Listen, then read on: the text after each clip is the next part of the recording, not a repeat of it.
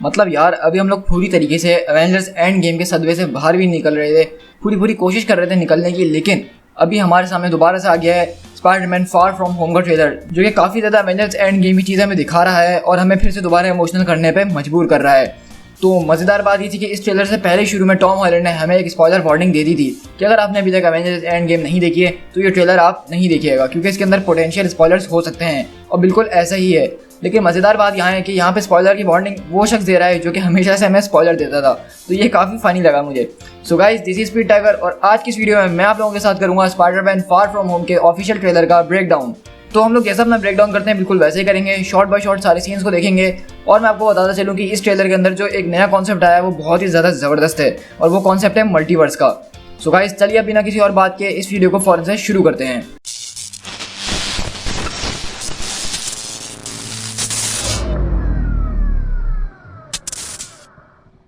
तो सबसे पहले तो हमें मिलती है हमारी ऑफिशियल स्पॉइलर वार्निंग। उसके बाद हम पहला सीन देखते हैं कि स्पाइडरमैन जो अपने आयरन स्पाइडर सूट के अंदर बैठा हुआ है और वो सामने की तरफ देखता है और ये बोलता है कि मैं जहाँ कहीं भी जाता हूँ मुझे उसका चेहरा नजर आता है और मैं उसको बहुत मिस करता हूँ। और वहाँ पे वो बात कर रहा था आयरन मैन की, जो कि आप सब जानते हैं और हम सब भी उसको बहुत मिस कर रहे हैं। तो वहीं पे हैप्पी यानी कि जो आयरन मैन का असिस्टेंट था वो भी इसको बैठा हुआ है यहाँ पे और बोलता है कि हाँ बिल्कुल मैं भी उसको बहुत ज़्यादा मिस करता हूँ। और फिर वहीं पे हम स्पाइडरमैन को एक एक्शन सीन के अंदर देखते हैं जहाँ पे वो अपना आयरन स्पाइडर वाला ही सूट इस्तेमाल कर रहा है और वहाँ पे गुंडों से बहुत आसानी से निपट रहा है। तो हम यहाँ पे देख सकते हैं कि इस मूवी के अंदर हमें स्पाइडरमैन के बहुत ही ज़्यादा सूट नजर आने वाले हैं। इससे पहले शायद किसी ही मूवी में हमें स्पाइडरमैन के इतने सूट एक साथ नजर आए हों। और यहाँ पे हम देखते हैं कि कुछ पुलिस वाले भी आते हैं उसके पास और बोलते हैं तो क्या आप तुम आयरन मैन और स्पाइडरमैन दोनों ही हो? तो बोलता है कि नहीं मैं सिर्फ ऐसा नहीं हूँ, तुम लोग जो करते हो वो करते रहो, क्योंकि मैं जा रहा हूँ वेकेशंस पे। और हमें पता है कि यहाँ से स्पाइडरमैन जो है अपने स्कूल की एक स्कूल ट्रिप पे जा रहा है, जो कि पूरे यूरोप के अंदर वो लोग घूमने वाले हैं। फिर यहीं से हम स्पाइडरमैन को अपने classic red and blue suit के अंदर भी देखते हैं। और नेक्स्ट शॉट के अंदर हम देखते हैं कि हैप्पी जो है उसके पास एक फोन लेकर आता है और बोलता है कि ये निक फ्यूरी का फोन है और तुम्हें ये उठाना होगा। तो बेसिकली निक फ्यूरी को यहाँ पे कॉन्टैक्ट करने की कोशिश कर रहे हैं, लेकिन पीटर जो है वो उसको वॉइस मेल पे लगाता है और चले जाता है और बोलता है कि मैं कोई फोन नहीं उठाने वाला, मैं अपनी ट्रिप पे जा रहा हूँ। और इसी तरह हम देखते हैं वहाँ पे ट्रिप के दूसरे अलग अलग शॉट जहाँ पे हम एमजे को भी देख सकते हैं, फ्लैश थॉमसन को भी देख सकते हैं और बाकी जो स्कूल के दोस्त हैं उनको भी देख सकते हैं। फिर हम यहीं पे देखते हैं वही शॉट जो कि हमने लास्ट ट्रेलर में भी देखा था, जो कि नेट के गर्दन पे एक ट्रांक्विलाइजर लगता है जो कि निक फ्यूरी मारते हैं, लेकिन यहाँ पे डायलॉग्स थोड़े से डिफरेंट है। हमने लास्ट ट्रेलर में सीन देखा था कि पीटर और निक फ्यूरी जो है एक शिप में बैठ के एक सुरंग की तरफ जा रहे हैं जो कि पानी के अंदर है। तो बेसिकली अब हमें पता चली है कि ये निक फ्यूरी का एक सीक्रेट बेस है, यानी शील्ड का एक बेस है। और यहाँ पे निक फ्यूरी उसको मिलवाने के लिए लेकर आए हैं, किसी और से नहीं बल्कि मिस्टीरियो यानी क्विंटन बेक से। तो इस ट्रेलर को देख के हमें तो बिल्कुल ऐसा लग रहा है कि क्विंटन बेक जो है एक हीरो है, ना कि कॉमिक्स की तरह एक विलन है। लेकिन इसके ऊपर मैं लास्ट में बात करूंगा। और यहाँ पे शॉकिंग बात जो बात होती है वो ये होती है, तो यहाँ पे मैं एक शॉकिंग बात जो पता चलती है वो ये होती है, निक फ्यूरी बताते हैं कि ये क्विंटन बेक यानी मिस्टीरियो जो है ये हमारी दुनिया से नहीं है, मतलब ये अर्थ पे तो है लेकिन हमारी अर्थ पे से नहीं, ये एक दूसरी पैरेलल यूनिवर्स है। तो मतलब यहाँ पे साफ साफ मार्वल जो है हमें मल्टीवर्स का कॉन्सेप्ट बता रहा है कि अब आगे की जो मूवीज़ है उसमें मल्टीवर्स इन्वॉल्व होने वाली है। तो यहाँ से हमें ये पता चलता है कि ये मिस्टीरियो जो है हमारी यूनिवर्स का नहीं बल्कि किसी और यूनिवर्स का है, और वहाँ पे हो सकता है कि ये हीरो हो। और यहाँ से आपको एक बात बता दूँ कि आज ही जो है एलन का एक शो था जो मॉर्निंग शो आप लोग जानते होंगे, उसके अंदर जेक जिलेनहॉल को बुलाया था और उनकी यही एक क्लिप को चलाया था जो कि इसी का एक्सटेंडेड वर्जन था।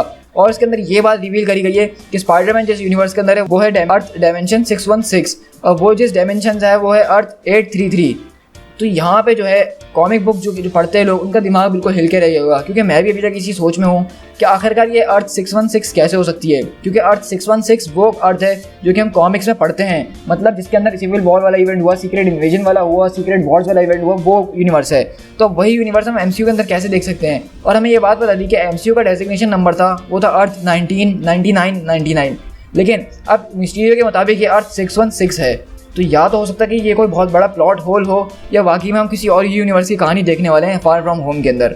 फिर उसके बाद हम देख सकते हैं कि मारिया हिल और निक फ्यूरी जो है वो अलग अलग मॉन्स्टर से लड़ने की कोशिश कर रहे हैं। और मुझे इस ट्रेलर की स्टोरी देख के ऐसा लग रहा है कि ये मॉन्स्टर जो हैं किसी और ही दूसरी यूनिवर्स के हैं और वो उसका पीछा करते हुए मिस्टीरियो यहाँ पर उनको मारने के लिए आया है। और निक फ्यूरी ने ये बात भी बताई है कि जब थैनोस ने स्नैप करा उसकी वजह से हमारे डायमेंशन के अंदर एक होल बन गया और उसी की वजह से दूसरी डायमेंशन के रास्ते खुल गए। साफ सी बात है कि इस मूवी का जो होगा प्लॉट वो पूरा एवेंजर्स एंड गेम के कुछ देर के बाद ही होगा, जैसा कि डायरेक्टर्स ने कहा था। और इससे ये बात साफ है कि स्नैप की वजह से जो असरात हुए हैं दुनिया के ऊपर वो अब हमें आगे की मूवीज़ में दिखते रहेंगे ही। और वहाँ पे निक फ्यूरी और स्पाइडरमैन के बीच बड़ा फनी सीन होता है जहाँ पे स्पाइडरमैन बोलता है कि आपने मुझे क्यों बुलाया, तो निक फ्यूरी बोलता है कि तुम स्पेस से होकर आ चुके हो। तो वो बोलता है कि तुम थॉर को बुला लो, तो थॉर को बताते हैं कि वो ऑफ वर्ल्ड है जो कि हमें पता है कि वो गार्डियंस के साथ है। तो फिर वो बोलता है कि कैप्टन मार्वल को बुला ले, तो मारी हेल बोलती है कि वो अनअवेलेबल है। और मैं आपको बताता चलूँ कि अब तक एमसीयू के अंदर ये फर्स्ट टाइम है कि जब कैरल को किसी ने कैप्टन मार्वल के नाम से बुलाया हो। अब तक मूवी में किसी ने भी कैप्टन मार्वल को कैप्टन मार्वल के नाम से नहीं बुलाया था, सब उसको कैरल के नाम से ही बुला रहे थे। तो बेसिकली हम यहाँ देख रहे हैं कि निक फ्यूरी जो हैं अब बेसिकली स्पाइडरमैन को शील्ड के लिए काम करने के लिए बोल रहे हैं, क्योंकि अब सारे बड़े बड़े हीरोज इधर से उधर गायब हुए हैं और एक स्पाइडरमैन ही है जो कि उनकी मदद कर सकता है। फिर हम ये हाइड्रोमैन वाला शॉट देखते हैं कि जो कि हमें अभी कंफर्म नहीं है कि ये हाइड्रोमैन है या एलिमेंटल्स की टीम का एक मेंबर है। और वहीं पे एक हम मोल्टन मैन का भी सीन देख सकते हैं जो कि पूरा लावा का बना हुआ है, और साथ में हम स्पाइडरमैन के यहाँ पे नए स्टेल्थ सूट का भी देख सकते हैं एक नज़ारा। तो इससे ये बात कंफर्म है कि इस मूवी के अंदर हमें कम से कम भी 4 स्पाइडरमैन के अलग अलग सूट्स नजर आने वाले हैं, जो कि होगा क्लासिकल स्पाइडरमैन का सूट, स्टेल्थ सूट और नया रेड एंड ब्लैक सूट है, और उसके साथ साथ आयरन स्पाइडर सूट। ये 4 सूट हमें कंफर्म दिखने वाले हैं मूवी के अंदर। और फिर हम यहीं से देखते हैं कि मिस्टीरियो जो उड़ता हुआ आ रहा होता है और वो उस पानी वाली बला से बहुत ज़बरदस्त तरीके से लड़ रहा होता है अपनी पावर इस्तेमाल करते हुए। और यहीं पे हम कुछ मोमेंट देखते हैं कि मिस्टीरियो और स्पाइडरमैन दोनों मिलकर शेयर कर रहे होते हैं, और स्पाइडरमैन अपनी कुछ प्रॉब्लम्स बता रहा होता है कि किस तरह से उसको ये सब करने का कोई शौक नहीं है, वो सिर्फ एक नॉर्मल जिंदगी गुजारना चाहता है, वो सिर्फ अपनी लड़की को बताना चाहता है कि वो उससे कितना प्यार करता है। लेकिन हम यहीं पे देखते हैं कि एमजे जो है बेसिकली जब स्पाइडरमैन उसको बोल रहा होता है कि मैं तुमसे, तो एमजे एकदम से गैस करके बोलती है कि क्या तुम स्पाइडरमैन हो। तो यहाँ पे पीटर बिल्कुल हैरत में रह जाता है, तो वो बोलती है कि अब तक तो ये बिल्कुल ऑब्वियस हो गया है। तो मुझे लगता है कि एमसीयू के अंदर स्पाइडरमैन अपनी आइडेंटिटी छुपा नहीं पाएगा, क्योंकि पहले एंड में वो जान चुकी हैं और अब मुझे लगता है कि एमजे भी शायद जान ही चुकी है।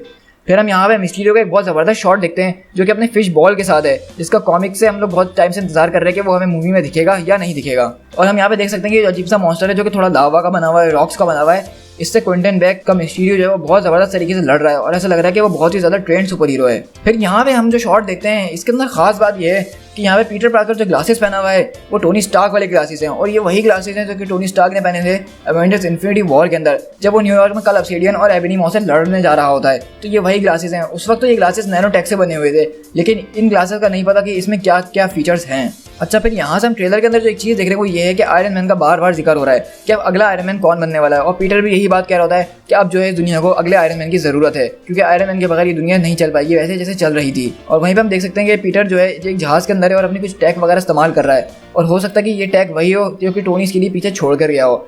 और इस मूवी से हमें ये बात साफ हो गई है कि अब टोनी की जगह हैप्पी जो है इसका मेंटर रहेगा और उसको गाइड करता रहेगा अलग अलग मिशंस पे। और हम यहाँ पे देखते हैं कि निक फ्यूरी इसको साफ साफ कह रहे होते हैं कि kid you need to step up, मतलब वो बोल रहे हैं कि तुम्हें अब कुछ बड़ा करना ही होगा, अब तुम कोई फ्रेंडली नेबरहुड स्पाइडरमैन नहीं रहे हो, अब तुम्हें शायद आयरन मैन की जगह लेनी होगी। मतलब उनका मकसद ये है कि अब उनको एक बड़ा हीरो चाहिए, क्योंकि अब शील्ड के लिए कोई काम करने वाला भी तो चाहिए ना, और स्पाइडरमैन जो है उसका लेवल अभी इतना नहीं है कि वो शील्ड के लिए काम कर सके। तो निक फ्यूरी बेसिकली उसको मना रहे हैं कि अब वो ये छोटे मोटे काम छोड़ दें और बड़े कामों की तरफ आ जाए।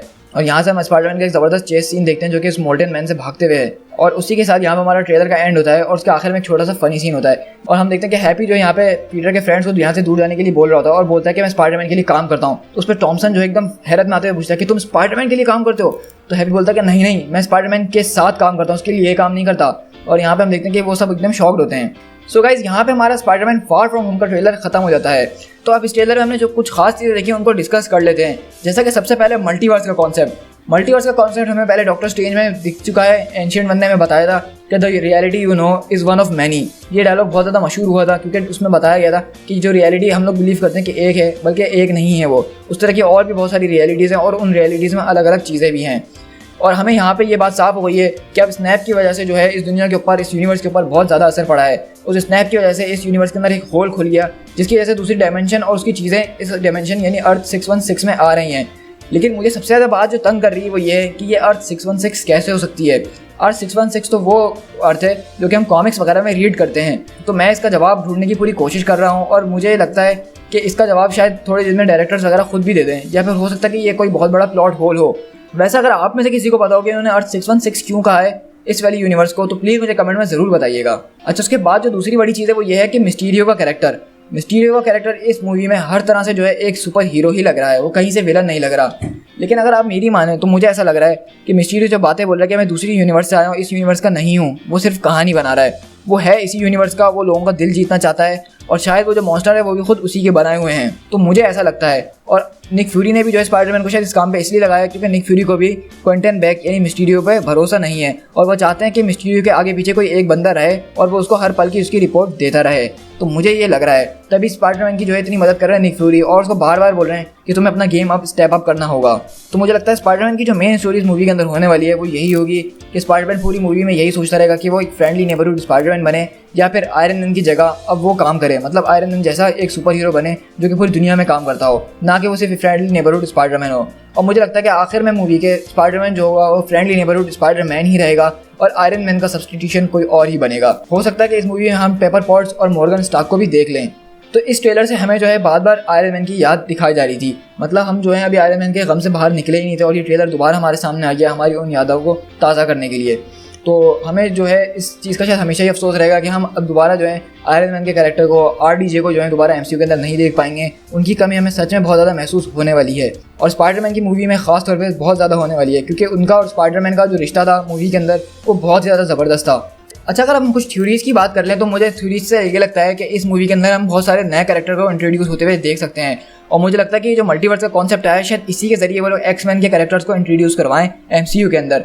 और मुझे बहुत हद तक ऐसा भी लग रहा है कि कैप्टन ब्रिटेन जो है वो हमें इस मूवी में शायद दिखने वाले हैं, क्योंकि हमें जैसा कि पता है कि स्पाइडरमैन जो है अपने मिशन में लंदन भी जाएगा, मतलब उसका फील्ड ट्रिप जो है वो लंदन के लिए भी जाएगा और हो सकता है कि वहाँ पे हमें कैप्टन ब्रिटेन दिख जाए। और वैसे भी एंड गेम के अंदर हमें कैप्टन ब्रिटेन का एक छोटा सा ईस्टर एग मिला था जब कैप्टन टाइम ट्रैवल करके पास्ट में जाते हैं और वहाँ पे पैगी के रूम में जाते हैं, तो वहाँ पे पैगी एजेंट ब्रैडॉक के बारे में बात कर रही होती है और ब्रैडॉक जो नाम है वो कॉमिक्स के अंदर कैप्टन ब्रिटेन का ही है। तो मुझे ऐसा लगता है कि इसमें हम कैप्टन ब्रिटेन को शायद देख ले इस मूवी के अंदर, मतलब कैप्टन ब्रिटेन की जो है एक कॉर्प है जो कि मल्टीवर्स जैसे खतरों पर नजर रखती है और मुझे लगता है कि आप शायद वही सही टाइम है उनको इंट्रोड्यूस करवाने का MCU के अंदर। सो गाइस, आई होप कि आपको ये स्पाइडरमैन का ट्रेलर ब्रेकडाउन पसंद आया होगा। मैंने जितनी ज़्यादा चीज़ें इसमें नोट करी है सब आपको बताने की कोशिश करी है और मुझे उम्मीद है कि आपको ये ट्रेलर अच्छी तरह से समझ में आ गया होगा।